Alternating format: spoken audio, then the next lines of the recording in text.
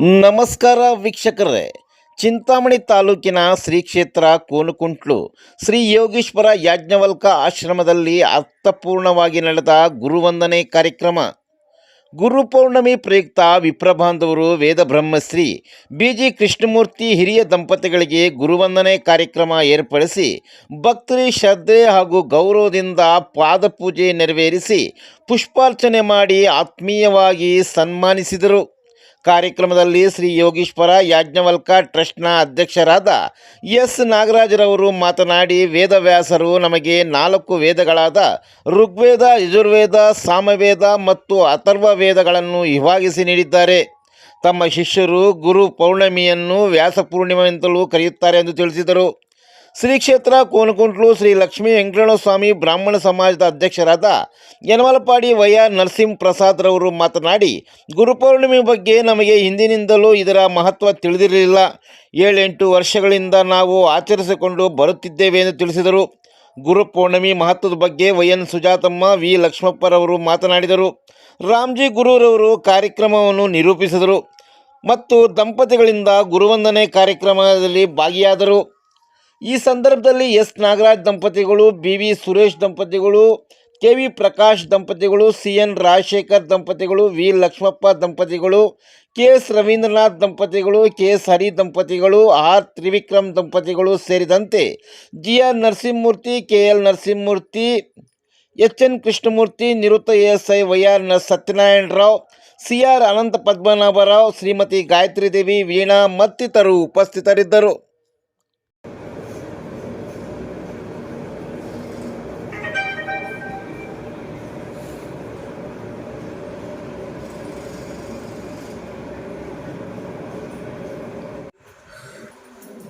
Photo ಬಿಟ್ಟು photo ತೆಗೆಸ್ಕೊಂಡು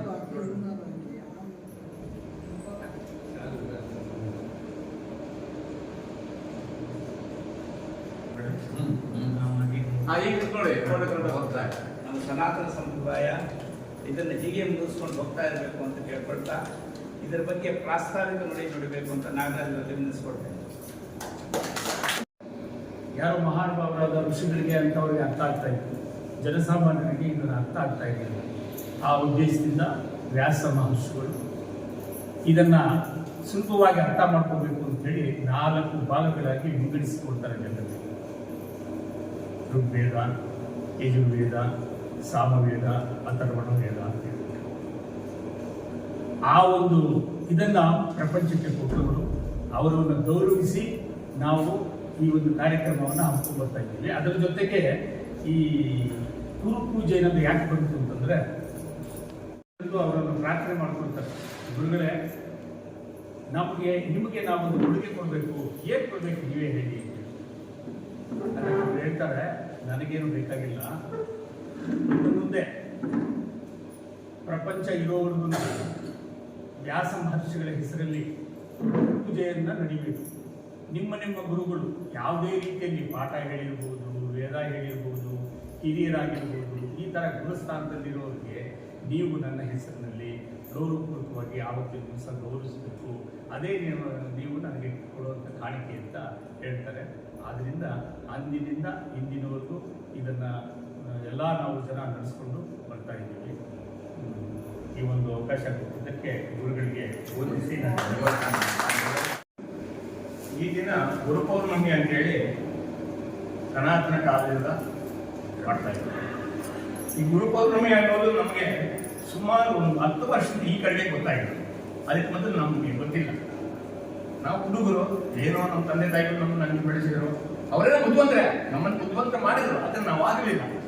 ಅದಕ್ಕೋಸ್ಕರ ಈಗ ಬಂದ ಮೇಲೆ ನಾವು ಗುರುಪೌರ್ಣಮಿ ಏನು, ಯಾಕವಲ್ಲ ಬಂದರೆ ಏನು, ನರಸಿಂಹಸ್ವಾಮಿ ಅಂದರು, ಯಕೋಣ ಸ್ವಾಮಿ ಅಂತಾರೆ. ನಮ್ಗೆ ಇನ್ನೊಂದು ಭಕ್ತಿ ಪ್ರೇಮ ಎಲ್ಲ ಇದೆ. ನನಗೆ ಗಾಯತ್ರಿ ಮತ್ತು ನನಗೆ ಬ್ರಹ್ಮೋಪದೇಶ ನಮ್ಮ ತಂದೆ ಅವರು 9 ವರ್ಷಕ್ಕೆ ಮಾಡಿದ್ರು. ಆದರೆ ಅವ್ರನ್ನ ಕಲೀಲಿಲ್ಲ, ಗುರುಗಳು ಅನ್ನೋದು ಇದ್ದಿಲ್ಲ ನಮಗೆ.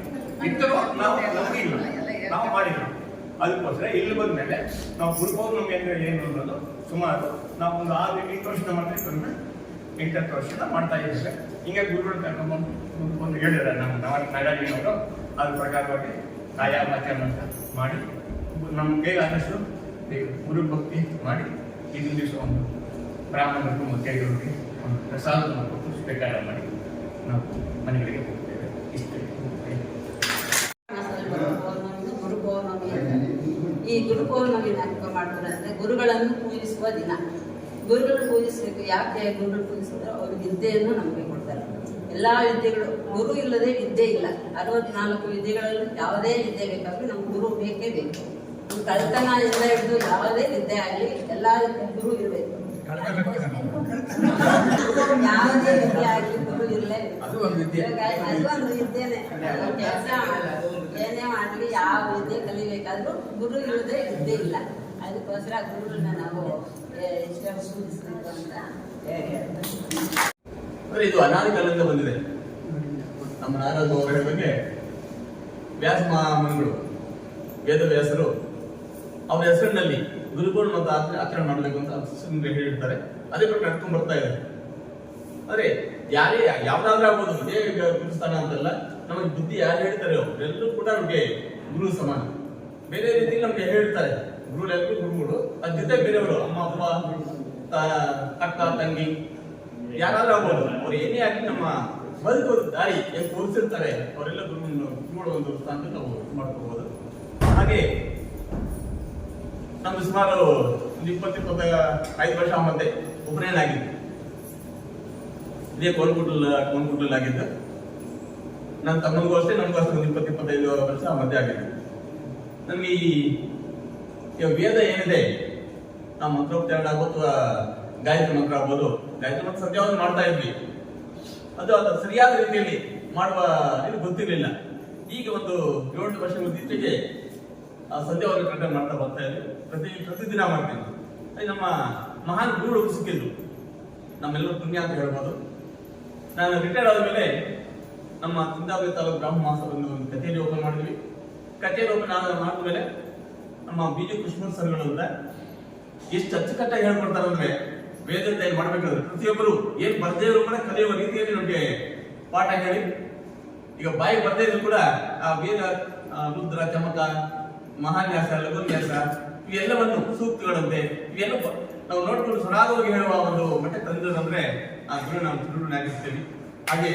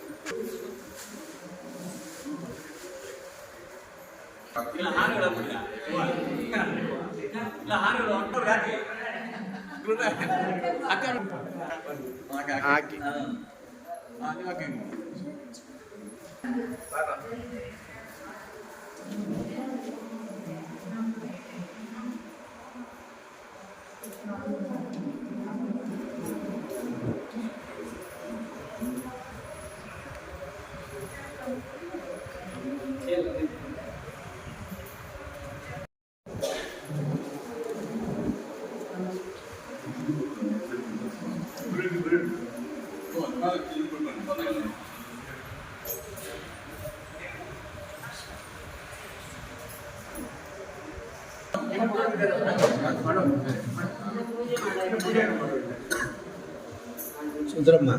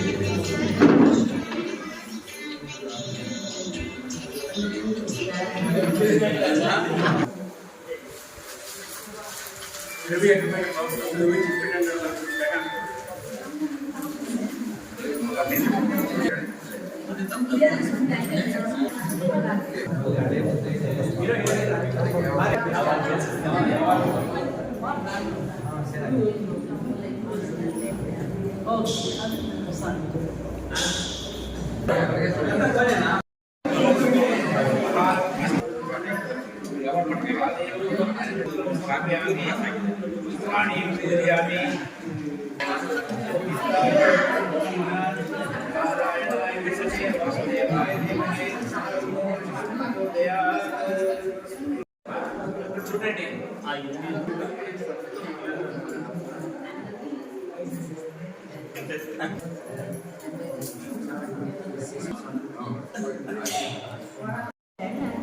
ಕಮಲವನಂಬಿದೆ ಗರ್ವರಹಿತನ ಮಾಡಿ ಎನ್ನನು ಕೊರೆವ ಪಾರವು ನಿಮ್ಮದೆ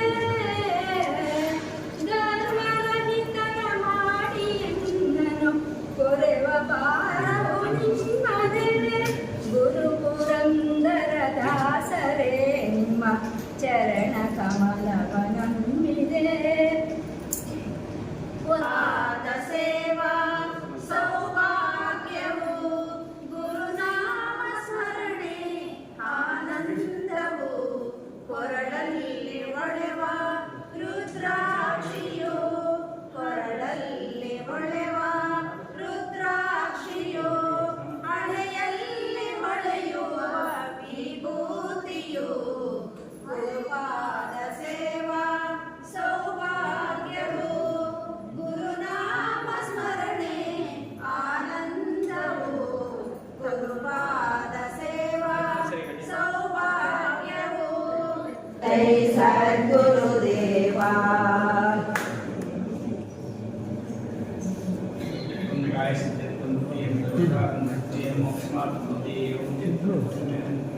Saling sedawali, panggilan, Rajan, Panggilan,